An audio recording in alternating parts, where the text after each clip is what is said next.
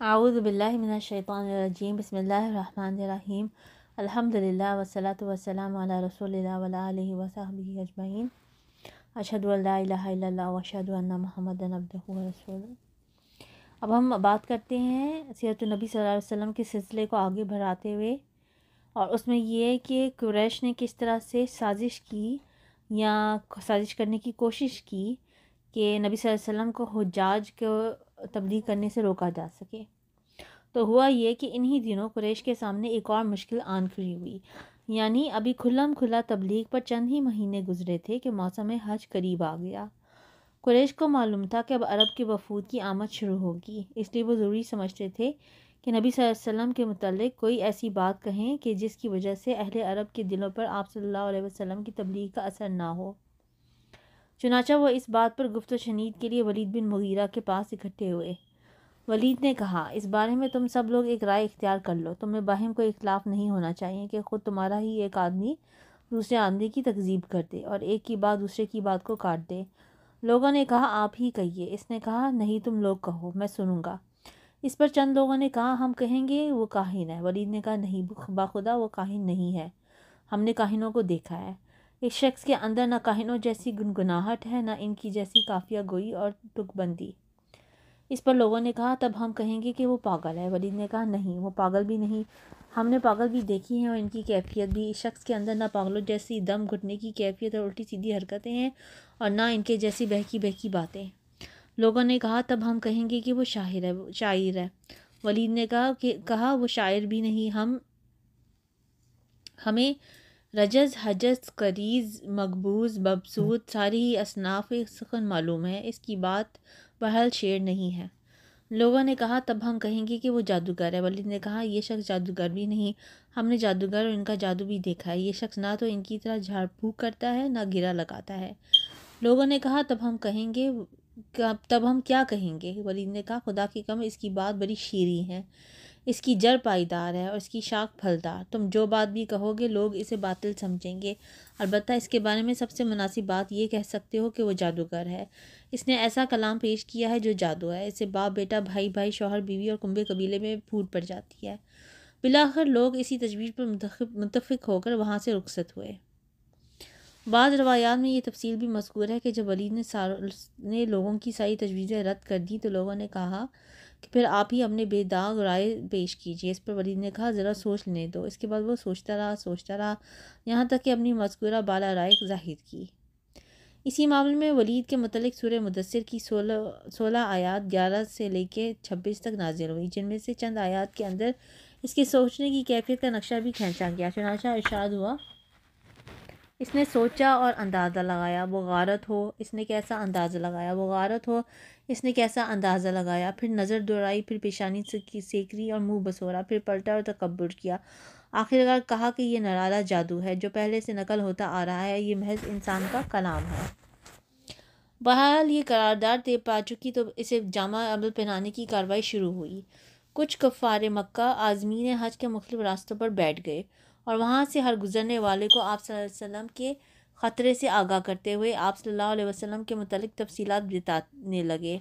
اس کام میں سب سے زیادہ پیش ابو لہب تھا۔ وہ حج کے ایام میں لوگوں کے ڈیروں اور عکاظ، مجنہ اور ذوالمجاز کے بازاروں میں آپ صلی اللہ علیہ وسلم کے پیچھے پیچھے لگا رہتا۔ آپ صلی اللہ علیہ وسلم اللہ کے دین کی تبلیغ کرتے اور ابو لہب پیچھے پیچھے یہ کہتا کہ اس کی بات نہ مانا، یہ جھوٹا بد دین ہے۔ اس دوڑ دھوپ کا نتیجہ یہ ہوا کہ لوگ اس حج سے اپنے گھروں کو واپس ہوئے تو ان کے علم میں یہ بات آ چکی تھی کہ آپ صلی اللہ علیہ وسلم نے دعویٰ نبوت کیا ہے، اور یوں ان کے ذریعے پورے دیار عرب میں آپ صلی اللہ علیہ وسلم کا چرچا پھیل گیا۔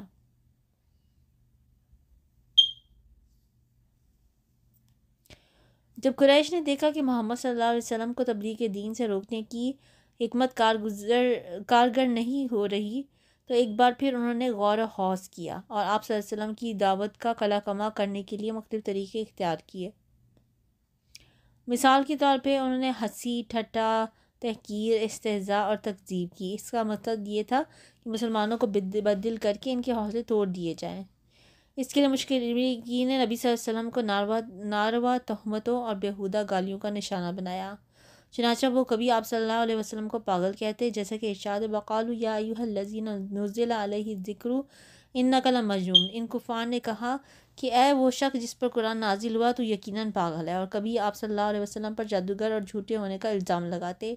چنانچہ ارشاد ہے انہیں حیرت ہے کہ خود انہی میں سے ایک ڈرانے والا آیا اور کافرین کہتے ہیں کہ یہ جادوگر ہے، جھوٹا ہے۔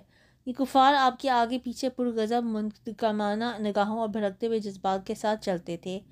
ارشاد ہے اور جب کفار اس قرآن کو سنتے ہیں تو آپ صلی اللہ علیہ وسلم کو ایسی نگاہوں سے دیکھتے ہیں کہ گویا آپ صلی اللہ علیہ وسلم کے قدم اکھاڑ دیں گے، اور کہتے ہیں کہ یقیناً پاگل ہے۔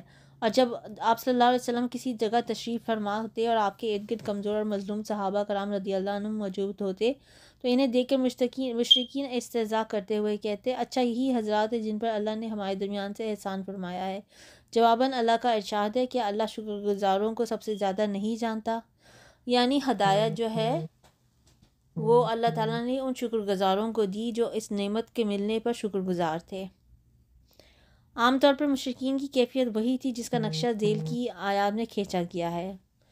وہ آیت کچھ اس طرح سے ہے، جو مجرم تھے وہ ایمان لانے والوں کا مذاق اڑاتے تھے، اور جب ان کے پاس سے گزرتے تو آنکھیں مارتے تھے، اور جب اپنے گھروں کو پلٹتے لطف اندوز ہوتے ہوئے پلٹتے تھے، اور جب انہیں دیکھتے تو کہتے کہ یہی گمراہ ہے، حالانکہ وہ ان پر نگران بنا کر نہیں بھیجے گئے تھے۔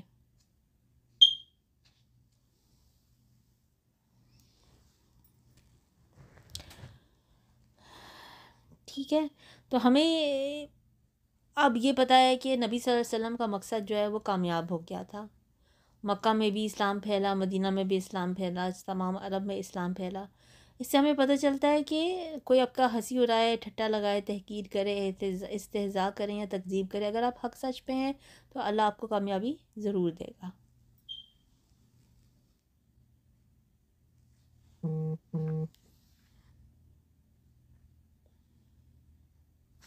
اس کے علاوہ مشرکین نے یہ کیا کہ آپ کی تعلیمات کو مسخ کرنا، شکوک و شبہات پیدا کرنا، جھوٹا پروپیگنڈا کرنا، تعلیمات سے لے کر شخصیت تک کو واہیات اعتراضوں کا نشانہ بنانا، اور یہ سب اس کثرت سے کرنا کہ عوام کو آپ صلی اللہ علیہ وسلم کی دعوت و تبلیغ پر غور کرنے کا موقع ہی نہ مل سکے۔ چنانچہ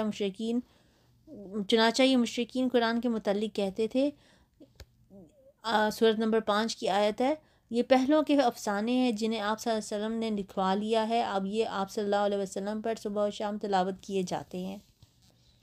سورۃ نمبر 6 کی آیت ہے، یہ محض جھوٹ ہے، اسے اس نے گھر لیا ہے اور کچھ دوسرے لوگوں نے اس پر اس کی اعانت کی ہے۔ مشرکین یہ بھی کہتے تھے کہ سورۃ نمبر 103 کی آیت ہے، یہ قرآن تو آپ کو ایک انسان سکھاتا ہے۔ رسول اللہ صلی اللہ علیہ وسلم پر ان کا اعتراض یہ تھا، یہ کیسا رسول ہے کہ کھانا کھاتا ہے اور بازاروں میں چلتا پھرتا ہے۔ قرآن شریف کے بہت سے مقامات پر مشرکین کا رد بھی کیا گیا ہے، کہیں اعتراض نقل کر کے اور کہیں نقل کے بغیر۔ یعنی قرآن نے ہمیں سیرت کا یہ پہلو بتا دیا کہ کس طرح مشرکین نے ان پہ اعتراضات کیے اور پھر کس طرح قرآن نے اس کو رد کیا، وہ بھی تفصیل کہیں آئے گی۔ پہلوں کے واقعات اور افسانوں سے قرآن کا مقابلہ کرنا اور لوگوں کو اسی میں الجھائے اور پھنسائے رکھنا، چنانچہ نضر بن حارث کا واقعہ ہے کہ اس نے ایک بار قریش سے کہا، قریش کے لوگوں، خدا کی قسم تم پر ایسی آفتاب آن پڑی ہے کہ تم لوگ اب تک اس کا کوئی توڑ نہیں لا سکے۔ محمد صلی اللہ علیہ وسلم تم میں جوان تھے تو تمہارے سب سے پسندیدہ آدمی تھے، سب سے زیادہ سچے اور سب سے بڑھ کر امانت دار تھے۔ اب جب کہ ان کی کنپٹیوں پر سفیدی دکھائی پڑنے کو ہے، یعنی ادھر ہو چلے ہیں، اور وہ تمہارے پاس کچھ باتیں لے کر آئے ہیں تو تم کہتے ہو کہ وہ جادوگر ہیں۔ نہیں، باخدا وہ جادوگر نہیں، ہم نے جادوگر دیکھے ہیں، ان کی جھاڑ پھونک اور گرہ بندی بھی دیکھی ہے۔ اور تم لوگ کہتے ہو کہ وہ کاہن ہے، نہیں، لیکن نہیں، باخدا وہ کاہن بھی نہیں ہے، ہم نے کاہن بھی دیکھے ہیں، ان کی الٹی سیدھی حرکتیں بھی دیکھی ہیں، اور ان کی فقرہ بندیاں بھی سنی ہیں۔ تم لوگ کہتے ہو وہ شاعر ہے، نہیں، باخدا وہ شاعر بھی نہیں، ہم نے شعر بھی دیکھے ہیں اور اس کے سارے اصناف حجز، رجز وغیرہ سنے ہیں۔ تم لوگ کہتے ہو وہ پاگل ہے، نہیں، باخدا وہ پاگل بھی نہیں، ہم نے پاگل پن بھی دیکھا ہے۔ یہاں نہ اس طرح کی گھٹن ہے، نہ ویسی بہکی باتیں، اور نہ ان کے جیسے فریب کارانہ گفتگو۔ قریش کے لوگوں، سوچو خدا کی قسم تم پر زبردست آفتاب آن پڑی ہے۔ اس کے بعد نضر بن حارث ہیرا گیا، وہاں بادشاہوں کے واقعات اور رستم اور اسفند یار کے قصے سیکھے۔ پھر واپس آیا تو جب رسول اللہ صلی اللہ علیہ وسلم کسی جگہ بیٹھ کر اللہ کی باتیں کرتے اور اس کی گرفت سے لوگوں کو ڈراتے تو آپ صلی اللہ علیہ وسلم کے بعد یہ شخص وہاں پہنچ جاتا اور کہتا کہ باخدا محمد صلی اللہ علیہ وسلم کی باتیں مجھ سے بہتر نہیں۔ اس کے بعد وہ فارس کے بادشاہوں اور رستم و اسفند یار کے قصے سناتا، پھر کہتا آخر کس بنا پر محمد صلی اللہ علیہ وسلم کی بات مجھ سے بہتر ہے۔ ابن عباس کی روایت سے یہ بھی معلوم ہوتا ہے کہ نظر نے چند لونڈیاں خرید رکھی تھی، اور جب وہ کسی آدمی کے متعلق سنتا کہ وہ نبی صلی اللہ علیہ وسلم کی طرف مائل ہے تو اس پر ایک لونڈی مسلط کر دیتا جو اسے کھلاتی پلاتی اور گانے سناتی، یہاں تک کہ اسلام کی طرف اس کا جھکاؤ باقی نہ رہ جاتا۔ اسی سلسلے میں یہ ارشاد الہی نازل ہوا، کچھ لوگ ایسے ہیں جو کھیل کی بات خریدتے ہیں تاکہ اللہ کی راہ سے بھٹکا دیں۔ اب ابھی دیکھ لیں نماز کا ٹائم ہوتا ہے لیکن دھیان کس چیز میں ہوتا ہے لوگوں کا، ٹی وی دیکھ لیں، سوشل میڈیا دیکھ لیں، دوستوں سے گپ شپ کر لیں، تو شیطان جو ہے ابھی بھی مختلف طریقوں سے ہمیں اللہ کی طرف آنے سے روکتے ہیں۔